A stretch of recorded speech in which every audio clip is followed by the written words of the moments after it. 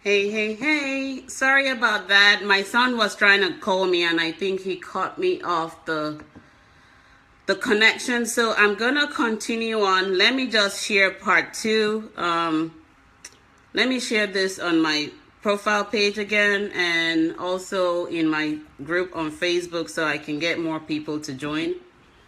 Give me 1 second.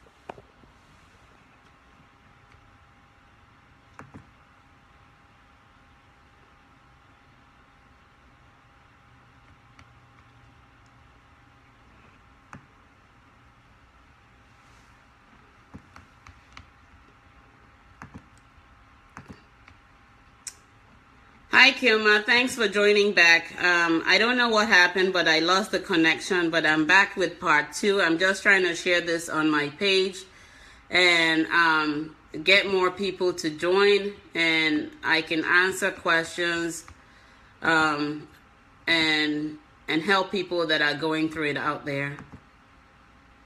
Yes, please feel free to invite others, share the video. Let's get more people in and let's get more people the support that they need. And I'll be very grateful. Share, tag your friends that you may know that have experienced it but need the support to get going with this topic. Okay, so I've shared that and I'm just going to mute my computer so that doesn't get in the way. So like I was saying, when you have experienced sexual abuse, either as a male or a female, it is very vital that you get the support that you need. Without getting support, you're going to be in a place where you carry that pain, and without you knowing, that pain is relieved in every relationship that you encounter. Because what you've experienced contains pain, and you can only attract pain to your life when you are in pain. You cannot really attract the love that you really need. You're not thinking rationally. You're not able to help yourself the way you would want to get the help. But you have to learn to go to somebody neutral who will not judge you. Somebody neutral who will not use words to hurt you, because it's very easy when we've been sexually molested to connect to friends that don't know what it's like to have experienced it, to connect to family members that don't know what it's like to have experienced rape or sexual abuse, but it becomes a way of them actually telling you things you don't want to hear in that very moment. It becomes easy for them to say things that would actually hurt you more than help you heal. So it is very vital you get professional support, and it is also very vital that you come to the place with yourself and say, I am ready to move forward. I am ready to heal. I don't want to live with this pain again. I don't want to keep hurting people, because when you have all that pain, sexual pain in you, it leads to you hurting other people without knowing. It also leads to you having that PTSD, and when you have PTSD, you're almost in a place where you're like a walking corpse. You don't even know if you're existing. You wake up and you don't want to be here. I've had to go through days where I will wake up and I would actually journal down and say to myself, of what use am I in this day? But nobody could understand it. I would think it within myself and I would say to myself, of what use could I be for this day? But I would still go to work and put up my facade and behave like everything was all right, but deep inside I was carrying a lot of pain, a lot of hurt. Even though I will put on the smile and I will still support other people in their journey, but the pain that I carried from age 17 was very, very painful. And so connecting with the opposite sex became something of fear for me at that time. What led me to becoming raped was I wasn't dating, and I had friends that were trying to get me to date someone. And the person that they actually introduced me to was the person that raped me at age 17 at his party. And so when that happened to me, I couldn't really talk about it. Thanks, Yvonne. Thanks so much for joining. I couldn't really talk to anyone about it. I went home from the party. He had given me a pill. He had inserted a pill into me so that I wouldn't even become pregnant. I couldn't sleep at night. I couldn't really comprehend the whole thing. It was like a dream I did not want to wake up from, and I had a lot of sleepless nights. I would stay awake at night, and I would cry myself to sleep. And so as I gradually went on, initially it led me to start smoking. And a lot of my family did not even know that I ventured into smoking and drinking. I started to drink wine as a way of soothing my pain. And like I said in part 1 of this video, most of the time when you have been sexually violated, you look for a form of addiction as a form of consolation and comfort. For me, it was a bit of smoking, it was a bit of drinking, it was a bit of just numbing myself to sleep with the smoking and the drinking. But deep down in me, as an asthmatic patient also, I was going through that asthma. I was having my asthma attacks every time I did that to myself. But I couldn't really explain to my parents why I was having constant asthma attacks, because I was trying to numb a pain that I carried that I couldn't really talk to anybody about. For the first time before I saw my menstrual cycle after that thing happened to me, I had to really sit down and say to myself, what if I happen to get pregnant from this experience? But then I had to think, he gave me a pill, so I wasn't going to get pregnant, but I could not sleep. I could not sleep. My grades went down a bit. I couldn't explain why my grades were going down. Nobody knew the pain I carried for years.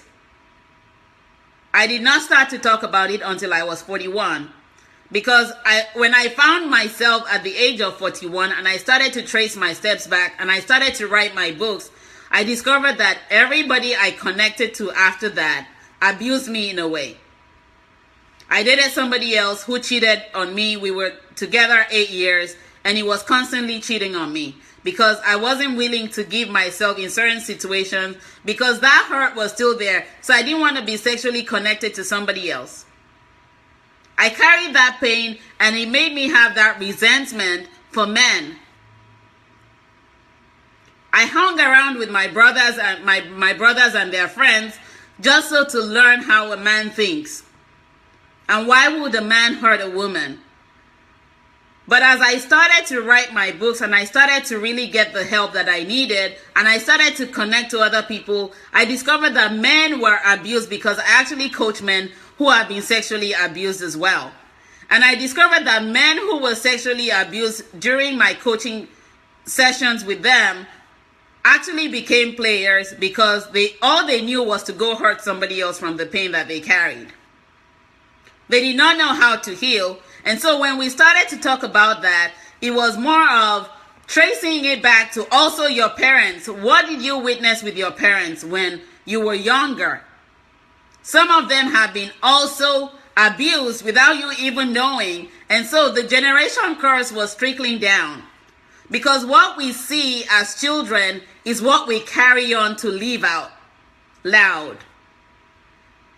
You may not realize that children watch you as an adult, and everything that they go through is a mirror of what you show. If they've gone through pain or abuse, that child is likely to become abuse herself or himself. And so you find out that some things you don't share with your children trickle down without you knowing.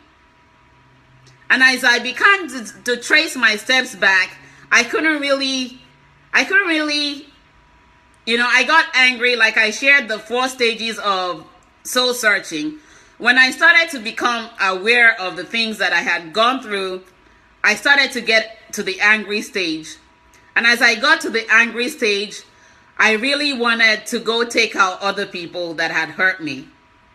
But I couldn't do that because the more I was writing, I discovered that there were things that made me give into the situation where I was also giving in to the abuse. And that's what happens when you've been abused sexually. You give yourself again thinking, if this person is saying these words to me, that means I can be safe with this person, because you're looking for that protection you never had when you were sexually abused. You start to look for the protection when you start to hear the loving words from somebody else, but the loving words may not have actions in them. And so you don't listen for the actions, you're just looking to get protected. And the more you look for that protection, the more you're harming yourself, because you're giving in to another person who is going to break you. But until you come to yourself and start to say, I need to heal from this pain. And it's because we live in the subconscious and the unconscious state that it's very, very hard for us to gain that awareness that we need to heal, until we're later broken and torn to the point where we can no longer have that power to continue to survive. It is very vital, if you've gone through sexual violence as a man or a woman, to get support. I will not kid to you. You cannot do it by yourself. You have to get the help. Get the help from people that are neutral, that will not judge you, that will not condemn you, that will not blame you. And as you get the help, be so determined within yourself and become so resilient that you want to live the life that God has truly designed for you. Yes, we find ourselves in an abusive situation, but it doesn't take our power away, because God is the only one who gave us the power and the will to live.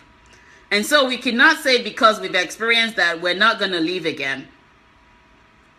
I actually journaled down in my diary. I journaled down in a diary before I started to heal that I was praying for God to just have the ground open up and me being consumed. And that did not happen. I was up nights and days that my neighbors would come knocking to ask me why I was crying so out loud and why I was laughing so loud, because when I started to heal, I was connecting to the dots, and sometimes I will cry because of what I had put myself through. Sometimes I will laugh because I realized that there were some silly things that I did not really think about that I did. And so we don't really always connect to the fact that sometimes we contribute to these things, but you have to own it. You have to own that truth. You have to own that truth and say to yourself, yes, I may have experienced this, but now it is time for me to live the life that God has truly designed for me. And people may judge you after that, but you always have to realize that people will always be people, but you have to stand up for you. You have to be you. You have to live for you, because your purpose and your life is all about you, not anybody else. You can connect to people to build relationships, but your life and everything that you go through personally is to grow you, not to deplete you, but to grow you. But you have to make that choice to be determined to grow from it and to go forward with it and to own the truth, so that you can help other people that will cross your path, because God will definitely bring people that have gone through it or are going through it across your path so that you can help them heal. And so I challenge you, if you've gone through sexual experience of violence as a man or a woman, to get support, number one, not to be ashamed of what you've experienced, to soul search and write down the things that you can learn from that experience that you can use to help somebody else. And as you begin to heal, learn to forgive yourself. As you forgive yourself, learn to forgive the perpetrator who violated you because they did not know better at that time. And you might actually be a source that will also help them heal from their pain. When I had to go back to the person who raped me at 17, I went back on a trip to Nigeria. Nobody knew why I came, but it was one of the reasons I took the trip, just to see him and to let him know. And I had to actually find the address. I did not know where he lived. It was years after that. I had to trace the address. I had to go to his company. And I had to knock on his door to say, I'm here to forgive you for what you did to me when I was 17. And at the moment I was able to speak out and exchange words with him, he broke down and he cried because he did not really realize what he was doing to me at that time, because he was also a teenager who did not know better. And I actually helped him heal from some of his pain because he came out to share some stories with me as I went out to forgive him. He shared some very painful stories of what he had gone through and what led him through that path. And I could not believe that as I was going to seek to release him from my own life, I was also helping him to heal from his own pain.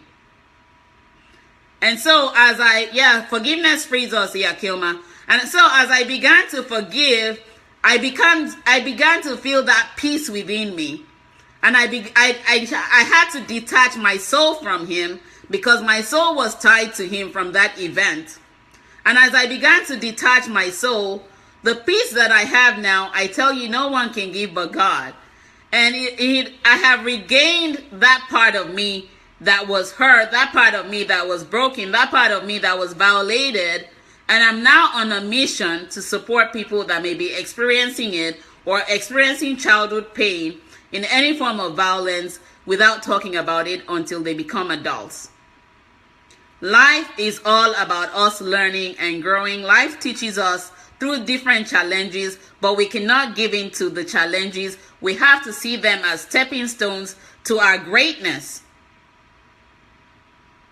And so if you're out there today, you've been violated, you feel like you don't want to live anymore, you're going through the depression state, you're going through the anxiety, you're going through PTSD, I tell you, there is hope for you. There is hope because you still have that breath. God still counted you as part of today because he still believes in you and he still has a purpose for you. What broke you actually gave you the power to find yourself. What broke you actually gave you the power to live to the fullest of your strength. Because in our weakness lies our strength. In our strength lies our ability to connect with our purpose. And so as you begin this journey, thank you so much for that. As you begin this journey of healing, you might need to detach from people that know you. You might need to seek a place of solitude because in that place of solitude lies the clarity for you to gain the knowledge and wisdom that you need to live the life that God has really designed for you right from the inception and conception when he said you were good enough. What broke you did not break you, but gave you the power to live your life to the fullest as God truly designed it. There is purpose in your pain. But you have to learn to move from pain to purpose and live to fulfill your purpose and live to have a healthier relationship that will make you become better, not become bitter. Bitterness is not your portion. Bitterness is what the enemy wants you to stay within and stay confined to and live in fear and live in pain, but God never designed you to live in pain. I hope I've been able to help someone today. If you have questions, feel free to ask me questions. I'll be taking questions for the next 10 minutes on this topic.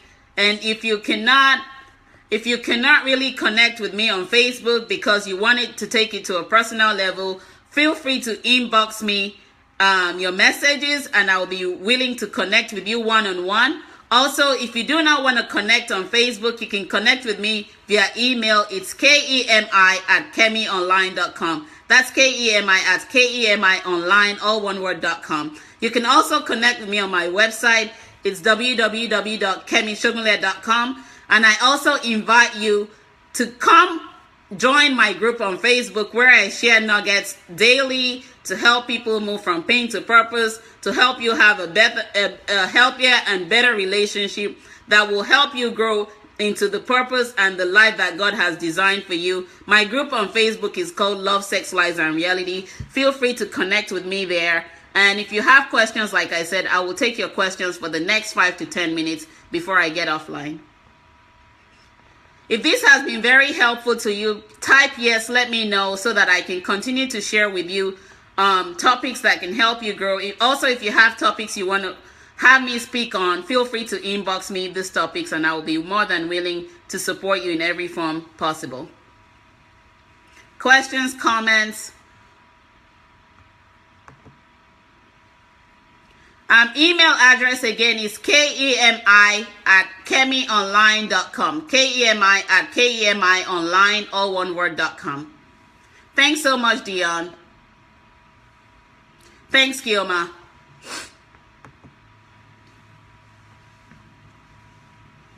Questions, topics, concerns? And please, I encourage you to share the videos, the live videos, with anyone that may be going through it, that you know of, that needs the support. Because the topic of sexual violence is something a lot of people don't want to talk about, because nobody wants to share their shame outside. But there's no shame in it, because all you do is end up living the life that God has truly designed for you. Yeah, that's the correct. Thank you so much, Kioma, for sharing that. That's the life that God has designed for you. Most of the time we live in the subconscious and the unconscious, like I said, and it's very hard to connect with who we truly are. And you can only find yourself and who you truly are when you move outside of the space of pain, and you start to connect to your real self, and you start to find yourself and live the life that God has designed for you. Dion, sure, I would love to talk with you. Definitely inbox me, connect with me on my website, kemishogunle.com. Connect with me via email, kemi@kemionline.com, and I'll be more than willing to support you on your journey. Thank you so much, Kioma. I really do appreciate your support. So if there are no questions, I hope you all have a great weekend. Never stop loving while living. When you stop loving, you stop living. When you stop living, it means that you are dead. But while God is still giving us the life, the breath, the ability to still be here, because He still has a purpose for us, and He still has a plan for us, to prosper us, not to harm us, but to give us a hope and a future. I hope that you do connect with your purpose. You do liberate yourself by moving from pain to purpose, and live the life that you truly deserve. If you're in the DMV area, on September the 10th, I will be speaking at the East Coast Azusa Women's Conference. You may want to connect with me there as well. And again, like I said, connect with me on Facebook in my group Love, Sex, Lies, and Reality. Connect with me on my website. Connect with me via email. And I hope to speak to you next Friday. You all have a great weekend, and God bless.